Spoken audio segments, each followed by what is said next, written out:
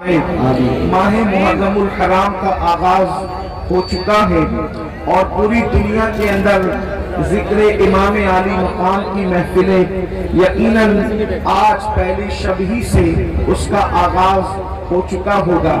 मेरे आका सल्लल्लाहु अलैहि वसल्लम के दीवानों, करबला एक अजीम पैगाम है इनकलाब का। दुनिया के किसी भी इनकलाब को करबला के बाद अगर इनकलाब का जज्बा और शौक मिला है तो मैदान करबला से मिला है।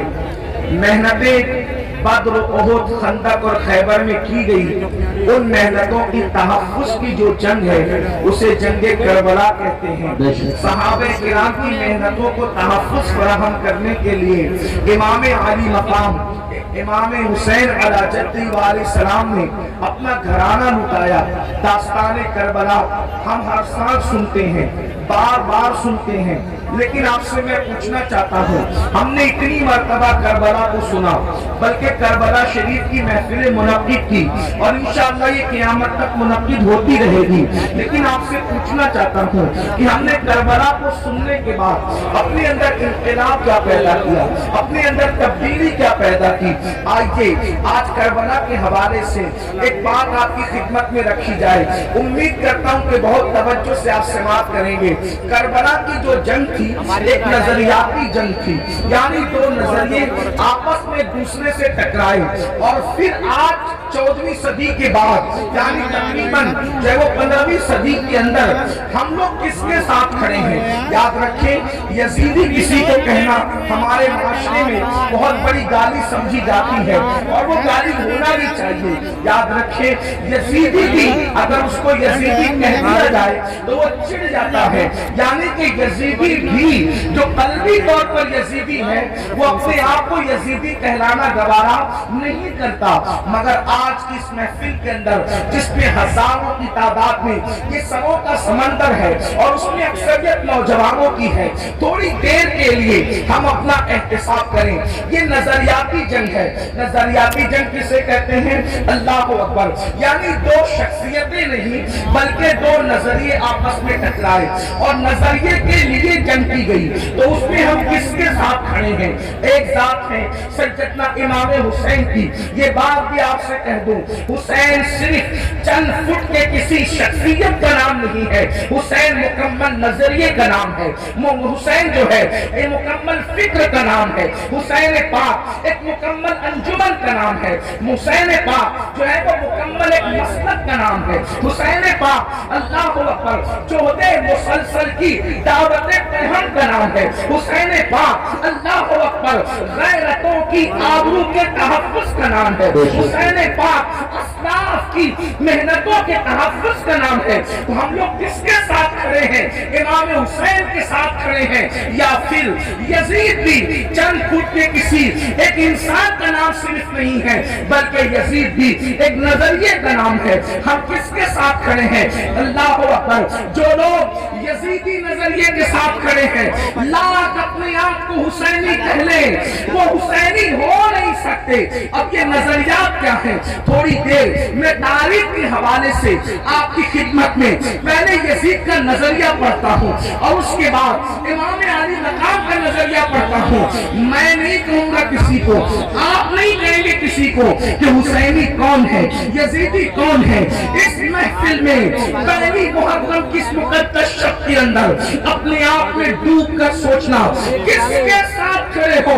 यजीद के साथ खड़े हो या शहजादा रसूल के साथ खड़े हो? मेरे आका सल्लल्लाहु अलैहि वसल्लम के दीवानों, आखिर यजीद से इमाम आली मकाम को इख्तिलाफ क्यों है? इमाम उससे इख्तिलाफ क्यों करते हैं? उसकी वजह यह है कि यजीद जो है वो दीन यानी जिसमें सिर्फ नमाज हो, और वो भी नमाज सिर्फ नाम को नमाज हो, रोजे सिर्फ नाम को हो, हज सिर्फ नाम का हो, ज़कात सिर्फ नाम की हो, सदका तो खैरात सिर्फ नाम के हो, यानी चंद टोपियां दाढ़ियां बजाई ये देखने की चीज हो। यजीद जो है इस मजहब से, इस दीन से बजाई कोई इख्तिलाफ बर्दाश्त नहीं करता था, वो रूह दीन को मिटाना चाहता था, मजहब की बू को मिटाना चाहता था, मजहब की असल को मिटाना चाहता था। आप कहेंगे मजहब की असल क्या है?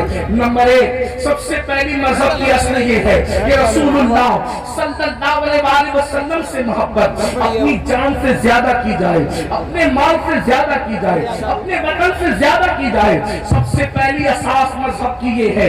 इकबाल ने कहा था, ये फाकश के मौत से डरता नहीं जरा, रूहे मोहम्मद इसके बदन से निकाल दो, फिक्रे अरब को देके फिरंगी तखज्जुलात, इस्लाम को हिजाजो यमन से निकाल दो।